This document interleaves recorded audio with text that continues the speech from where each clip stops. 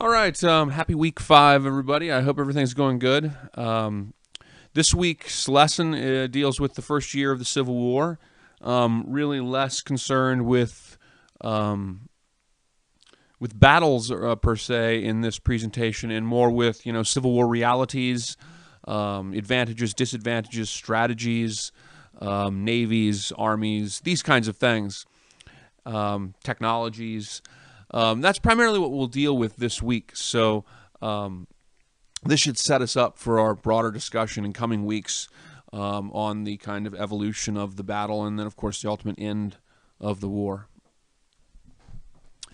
Of course, the war began at Fort Sumter on April 12th, 1861.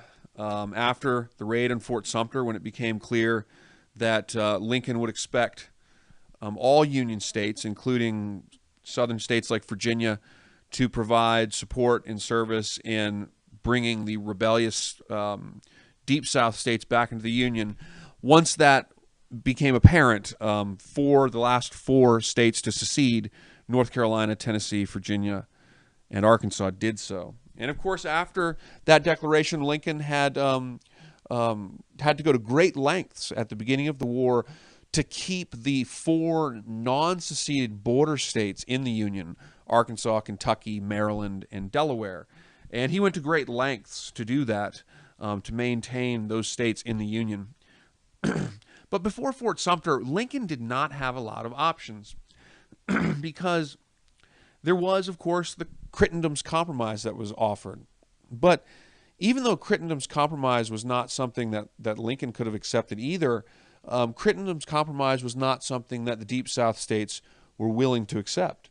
Crittenden's Compromise, of course, offered that the Missouri Compromise line, the 3630 line, be extended to the sea, to the Pacific coast, and the southern states and potentially future states, maybe Cuba, as had been some talk, could become slave states, and the others would be free states. It was kind of a return to the pre-1850s popular sovereignty dictated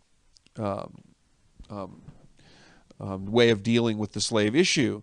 So Crittenden's Compromise, while Lincoln didn't really feel he could accept it, he felt that, it was just a matter of appeasing the South, and that if you continue to appease the Confederate states, that you're just going to keep on having these crises roll over and over, as they had really for 4 decades almost up to this point.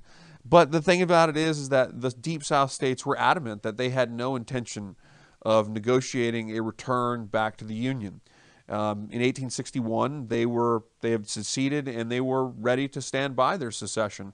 They had drawn up a constitution, elected a cabinet and president, and they were not planning on signing a compromise to come back into the Union.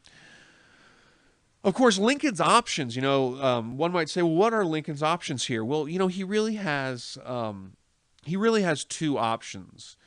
And one is to wait it out, to recognize the South and find a way over the long term to bring the South back into the Union. And actually, when Lincoln's challenged in the election of 1864, there's people who take that position, that somehow Lincoln should just kind of agree to allow the South to be, the Confederacy to be sovereign, and hopefully over time find a way to get them back in the Union.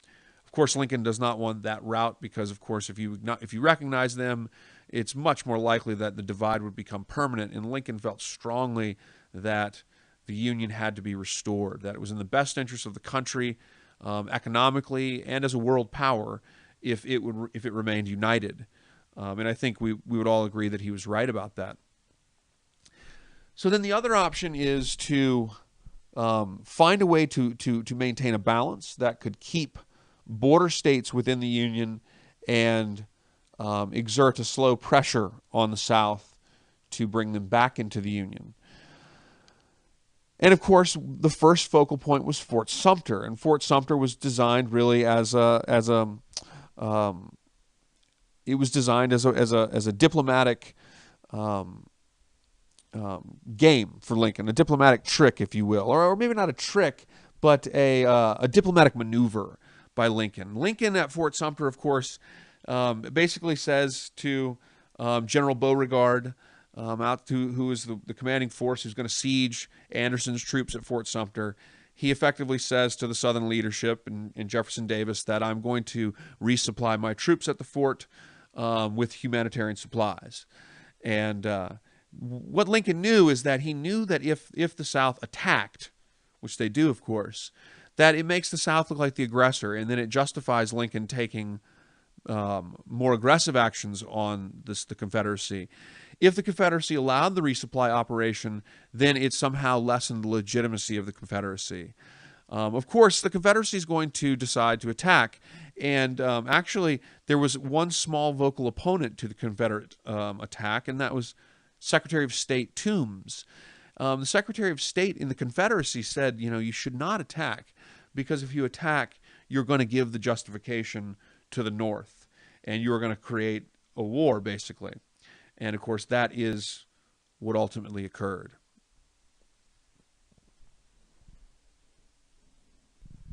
So, the most significant weapon of all during the Civil War, I would have to say, would probably be the muzzle-loading rifle, pictured here.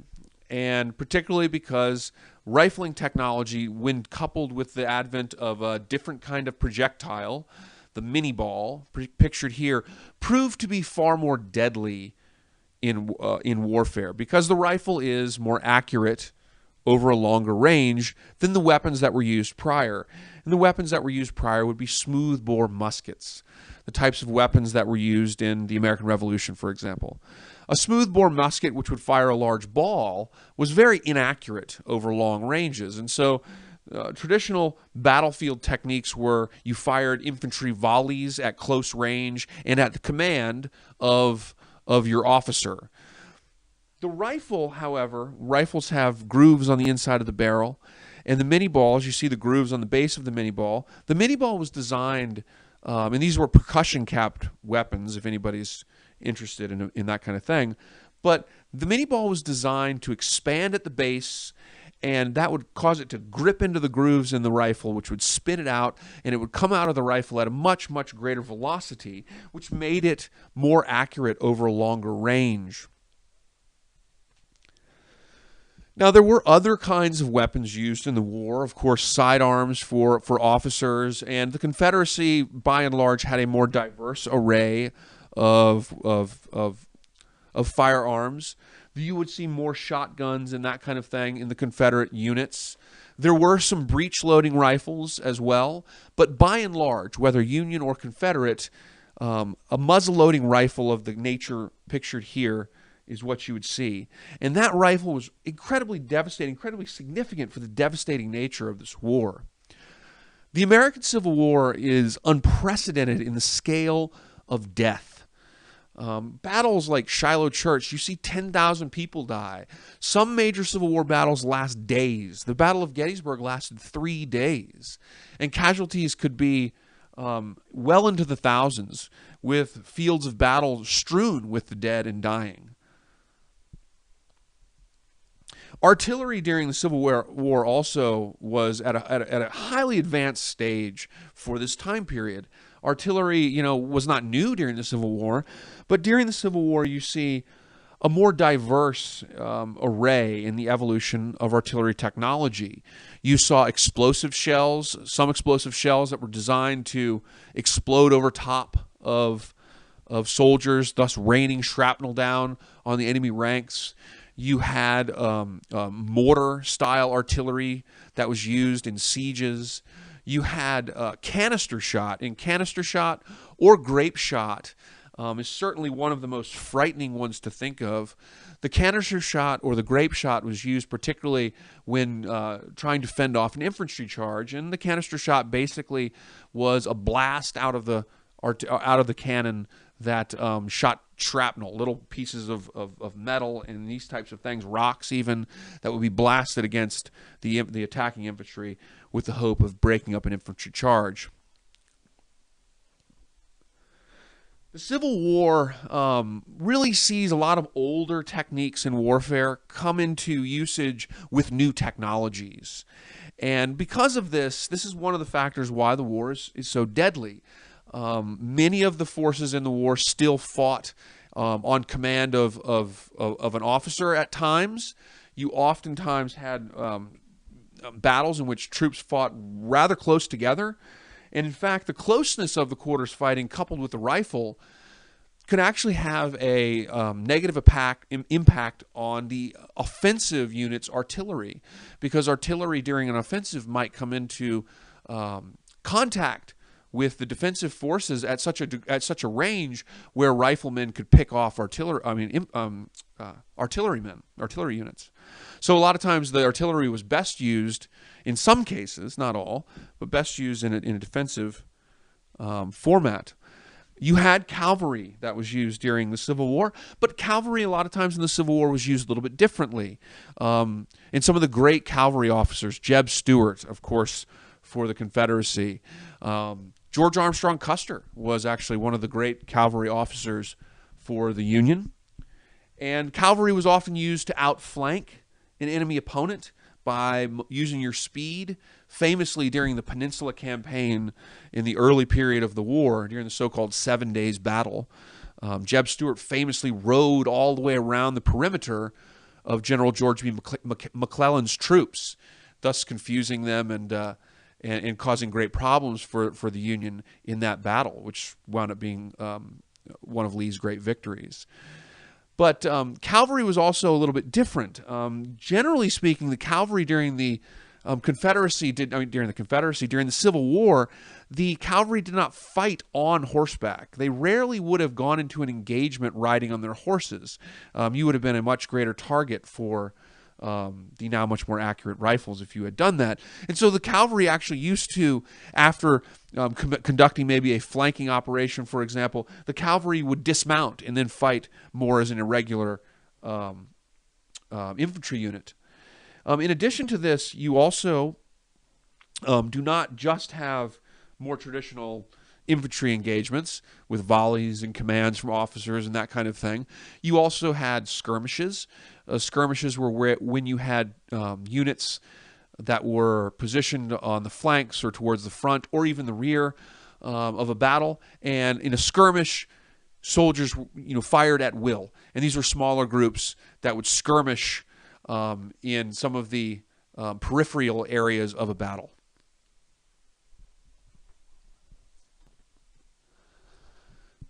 The Civil War, of course, is an industrial war of attrition. That's what it becomes. And to call something a war of attrition really has kind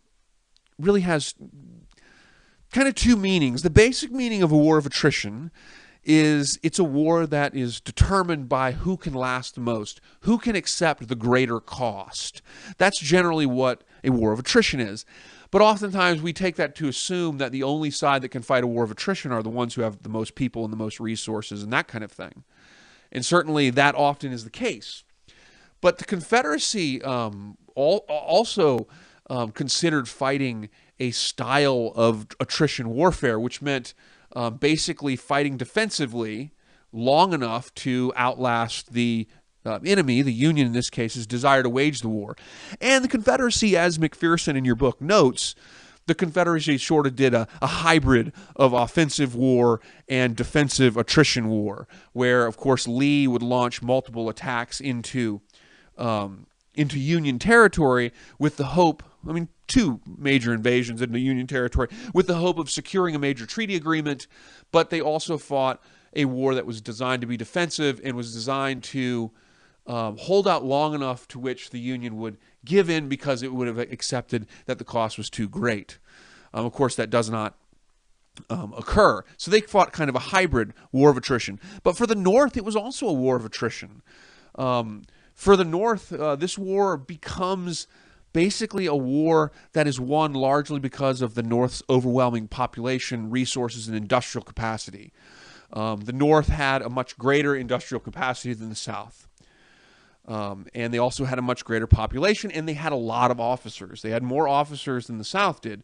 Granted, the South, you would say, at least when you talk about Lee's Army of Northern Virginia, seemed to have better officers. But that's probably not a universal thing you would actually apply in all cases. But Lee, Jackson, Jeb Stuart are three of the greatest officers in American military history.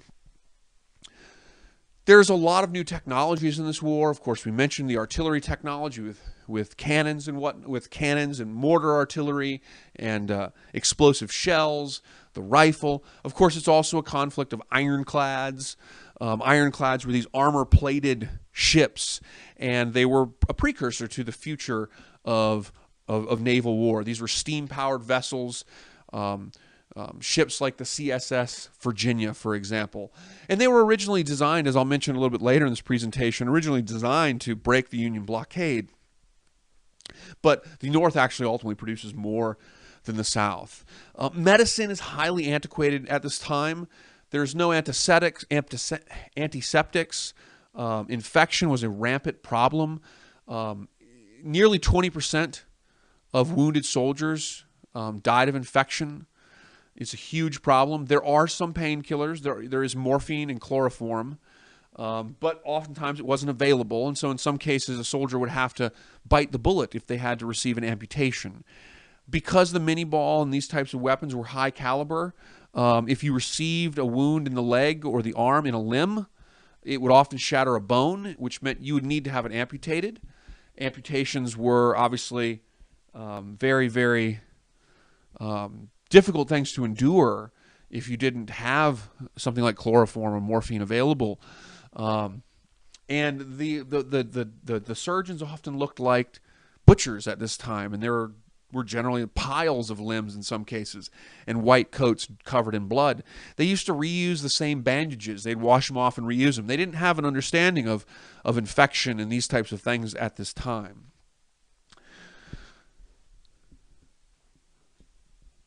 Oftentimes, especially in the border regions of the United States, you had family members fighting each other.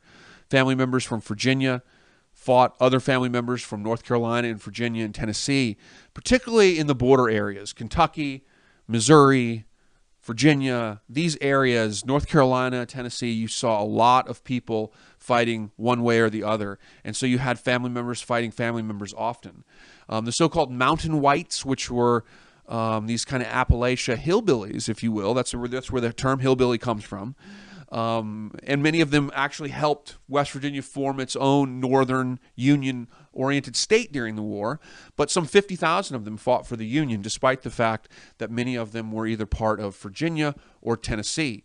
Andrew Johnson, who became president, was from Tennessee. He was the only politician to not secede with his state. It's an incredibly deadly conflict, and the new technology in the conflict creates an industrial war with incredible death and incredible casualty rates. Over 600,000 dead. And of course, battlefield medicine has changed tremendously, and it changes to a degree during the Civil War. But compared to what we're used to today, it was very, very antiquated. Even though towards the latter stages of the war, you do start seeing ambulances that begin to, where nurses and doctors go to the field to remove the dead and dying soldiers from the field of battle to receive treatment. So, Union advantages. You see here a map in the beige, obviously depicts the seceded southern states. In the green are the Union states, and of course in the dark green are the border states. And the border states are all those states that, did not secede but had slaves, but were slave states. So the Union advantage, first of all, was one, its manpower and population. Many more people lived in the North. The North was industrializing, which brought increased immigration from Europe and increased population. That industry also was an advantage because it will allow the North to produce the types of military supplies required to wage the kind of total war of attrition that the Civil War will become. Also, one advantage the North has is with these border states. These border states that don't secede, and Lincoln went to great lengths to keep these states in the Union because they were important. For one reason, it gave you a place from which you could attack Southern strengths in places like the Mississippi River, as well as right at the southern capital, Richmond, in Virginia.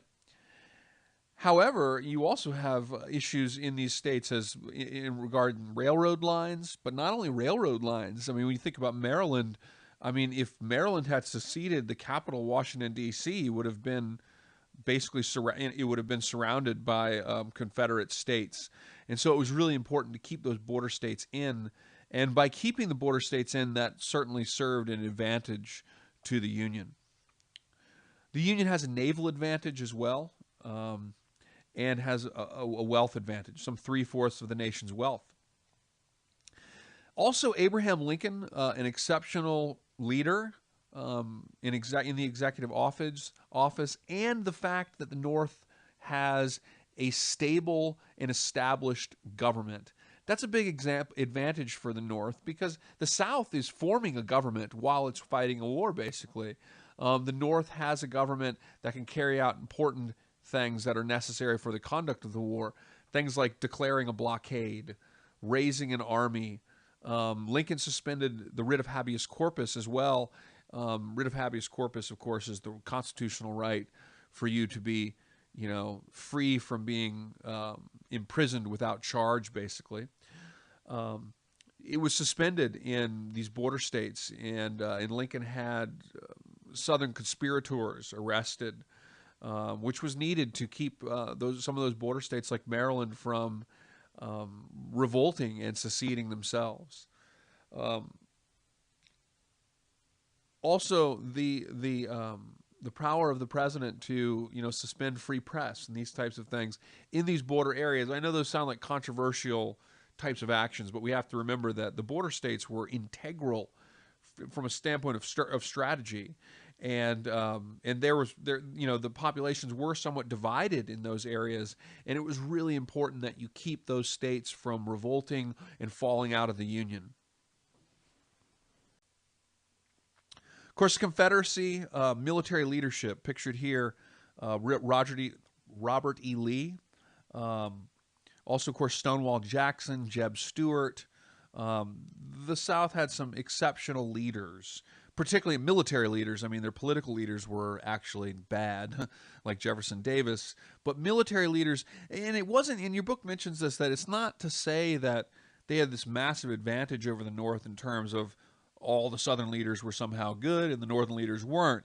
But it was the case that the South had a handful of leaders, particularly Lee, his right-hand man, Stonewall Jackson, and his cavalryman, Jeb Stuart. And those three were really a very impressive group of leaders, especially Robert E. Lee, which really was an advantage for the South. And of course, Robert E. Lee was asked to be the commander of the Army of the Potomac for the North, and he chose to secede with Virginia. Virginia was a state that, of course, seceded after the fact, really after the war had begun, after it became clearly apparent that they would have to fight against the South, was only when Virginia and, of course, Tennessee and North Carolina and Missouri Arkansas wound up seceding, and Robert E. Lee made the difficult decision to not fight against the people that he considered his Southern nation, his Southern family, his Southern section, and he chose instead to join the ranks of the Southern Confederacy. He first worked with Jefferson Davis in war planning, and then he joined relatively early on. He joined the Army of Northern Virginia and has become one of the most famous American military minds in the country's history. Other advantages, the Confederacy, generally it's accepted that they overall had probably better marksmen. They may have had better soldiers. There's some debate over that. The rebel yell is, of course, a term that refers to the kind of war cries that Southern soldiers sometimes let out when they launched an infantry charge. The biggest advantage I would say the Confederacy probably had is the fact that they were fighting a defensive war, which is always an easier thing to do than fight an offensive war. Of course, also nationalism. They were defending their homeland in their view, and they also believed they were defending their state's rights to secede and what they believed was the, kind of original idea of the Constitution. That was their belief. By contrast, Union soldiers too fought for what they believed the Constitution was all about, and Union soldiers too fought with great nationalism and pride to preserve the Union. But of course, they weren't in the same way defending their homeland. So perhaps nationalism slightly to a higher extent for the Southerners. Some of the disadvantages for the North. One of the disadvantages was difficulty finding good leadership. It really wasn't until Ulysses S. Grant that the United States finds that Lincoln finds good leaders to lead his army. They have to defeat the South, which is more difficult. And you might say that their soldiers are slightly lower quality. There's some debate over that issue. In the South, of course, the South lacks industry. They have really no navy. To call it a weak navy is actually, giving them something. They really have no real navy to speak of. They're poor and vulnerable in terms of logistics. Their railroad lines, their capitals are located very close. Their capital is located close to the north. Their key railroad lines and ports are located oftentimes close to the north. So they have some vulnerable logistical issues. Slavery is too an issue because especially after emancipation, this will be a huge issue for them behind the rears of their fighting. The slave population, that many of them left their plantations, and some of them joined the fight against the North, against the South for the North. Jefferson Davis too was a very, very poor leader, and he created a lot of animosities within the Confederacy. The Confederacy too was a very young government. They were forming their government as the war was beginning, and that was a disadvantage, of course. States' rights, the idea of states' rights, also made it difficult for Davis to exercise full authority when it came to things like taxation, conscription, and so forth. The objectives. The North's objective is basically to preserve the Union. Abolition does not begin as the unifying factor behind the war, and in fact, abolition was controversial. Had the war originally begun fought for abolition, it's true that most people in the North probably would have opposed it. But the goal was to preserve the Union for the North, and you preserve the Union by, we'll talk about some of the specific objectives in their strategy on the next slide. The South's objectives were to protect their sovereignty and their right as what they believed as voluntary participants in the United States to secede.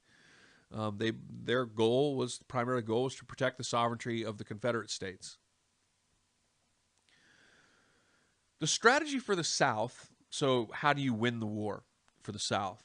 The strategy for the South is really to get the international community and the Union, of course, to recognize it as a legitimate and independent country.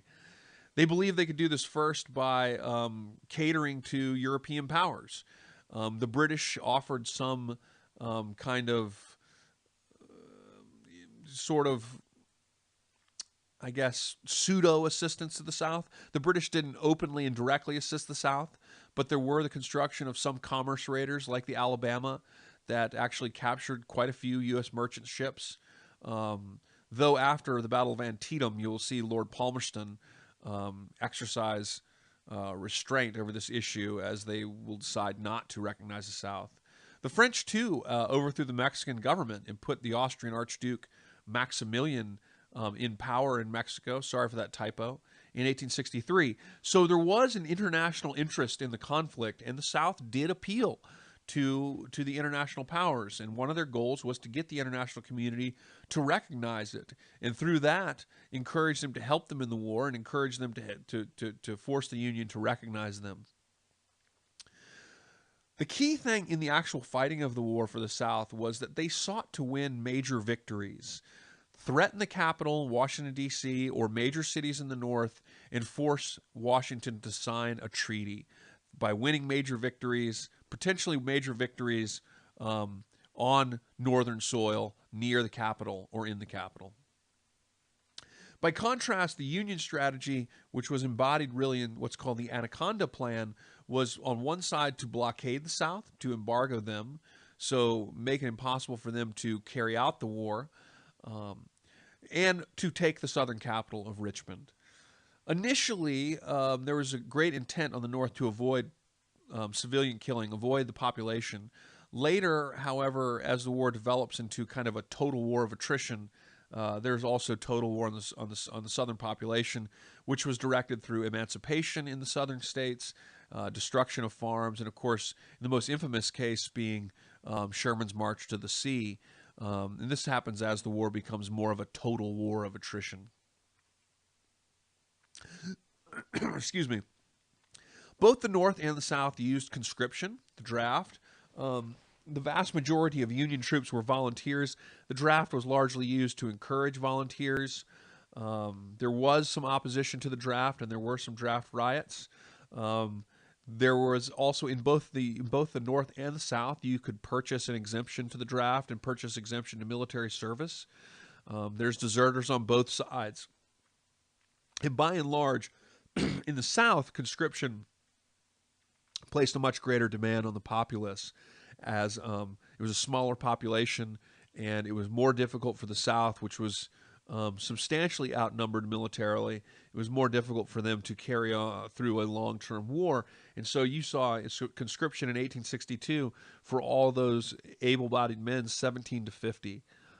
So it was a much more thorough demand on the populace in the South. This map shows you the Anaconda Plan as it's kind of in place.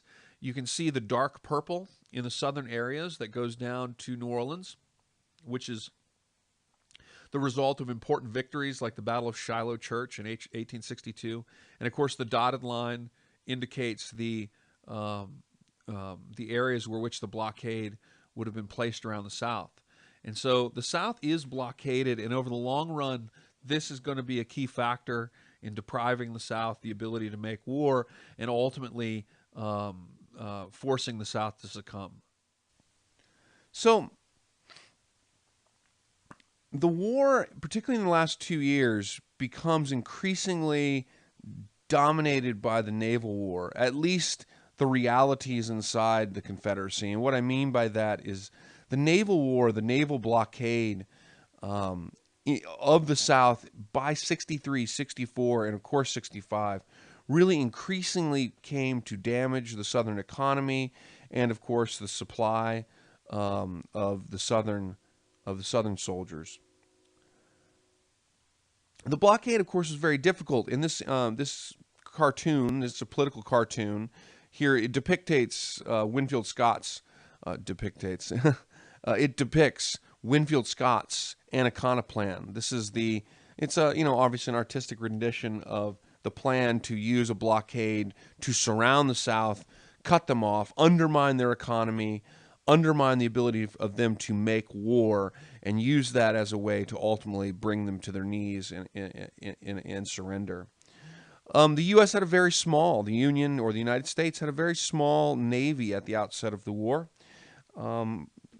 Over time, though, we do build up a very large navy, and we had 150 to 200 boats patrolling the coast at any particular time by this period of the war. However, it's a very difficult thing to enforce. It's a huge effort. The coastline we're talking about is over 3,000 miles. There's also, control of the Mississippi River. It's a big deal, and it's a hard thing to do, but it was becoming increasingly effective in the latter period of the war. Now, the Confederacy's response to the Union blockade they really have to be innovative. They have to use innovative technology to try to break the blockade, to try to nullify the blockade. One of these was the uses of ironclads. Pictured here is the CSS Virginia.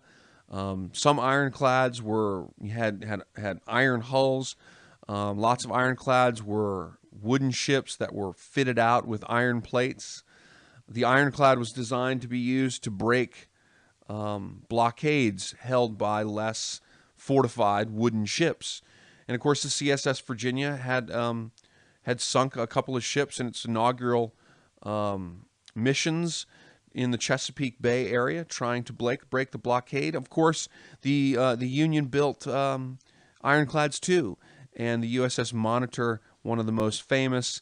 But they built ironclads too, and ultimately built more of them than the South, and so it kind of nullified that advantage they were trying to get. Another example, of course, is the submarine, the CSS Hunley. What you're looking at here actually is not a submarine. This is a commerce raider. I'll show you an image of the Hunley in just a second. But submarines like the CSS Hunley, which was basically an early rudimentary submarine, and it did sink a boat, the Housatonic, though it did sink itself in the mission, but it did nonetheless sink a boat in Charleston Harbor before itself sinking. And the Hunley has been raised, by the way. And if you are ever happen in Charleston, when you go down there through 26 in down by Charleston, you can see the signs for the Hunley, and you can go see the Hunley. There were also the Confederates used what they called torpedoes, but they're really naval mines that they would put in harbors to try to make it more difficult for Union forces to take ports. They also used commerce raiders, as you see right here. Commerce raiders, particularly ones built by the British, like the CSS Alabama, the CSS Florida. These boats were very effective, and they were designed to attack Union merchant vessels. And actually, they were pretty effective in attacking Union merchant vessels. But the problem was that the Union relied increasingly on trade from foreign vessels, from both the British and other foreign European powers. And of course, the South made sure not to attack those ships, especially as it was increasingly hoping that maybe it could get international cooperation. This is a drawing of the Hunley. It wasn't a big craft, but you can see it definitely has the shape of a submarine, of an early era submarine. This is the boat that it sunk, steamer that it sank in Charleston Harbor before itself actually sinking.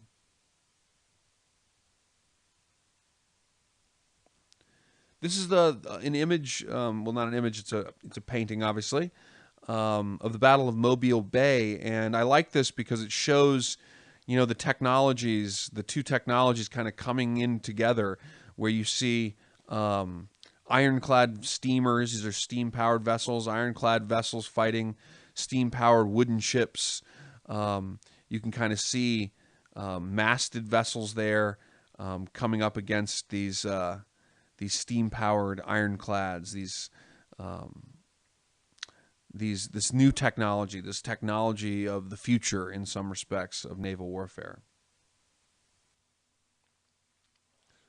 The home fronts in the North, you have your first income tax. It's a wartime tax, so it's not a permanent thing. But they use income tax. They raise tariff duties.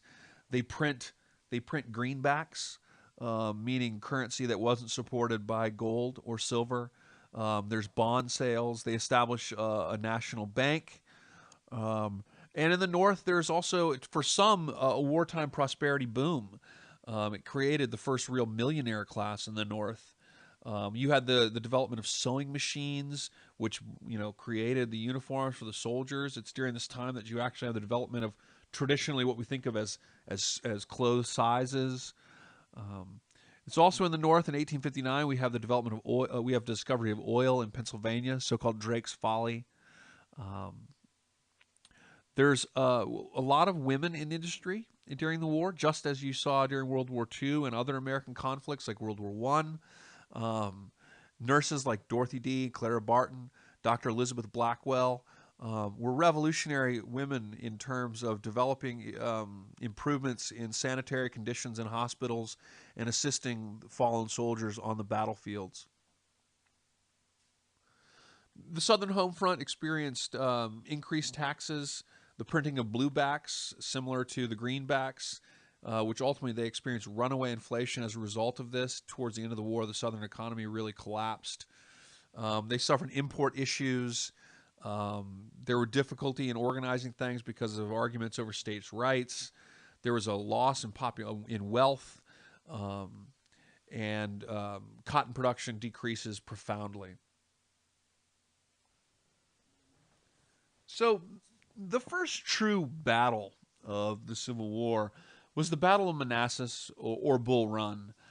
Bull Run is the nearby stream. There's two ways of naming a lot of these battles. The North and South varied.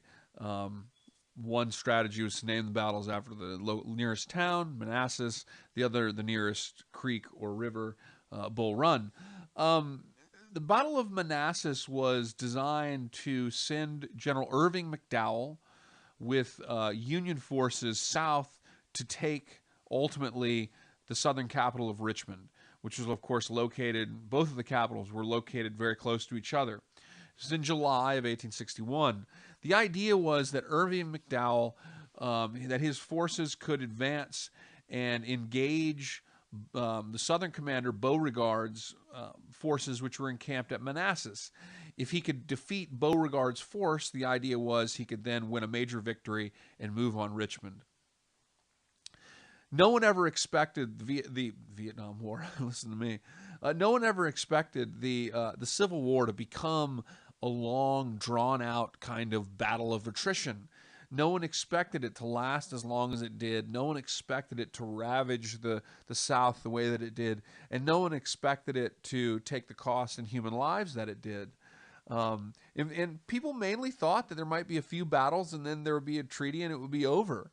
And certainly this held true with the Battle of Manassas. And many expected the Union forces to win an easy victory and the war would be over. I call it sometimes the picnic battle because people came out to watch the battle expecting this Union victory and ultimate capture of Richmond. Of course, what happens is Joseph Johnston's forces were moved by train. The first movement of a major amount of troops to a battlefield by train ever, and together the two Southern forces defeated the Union forces at Manassas and sent the Union Army running in a very disorganized fashion. And people and the forces fled back to the capital city.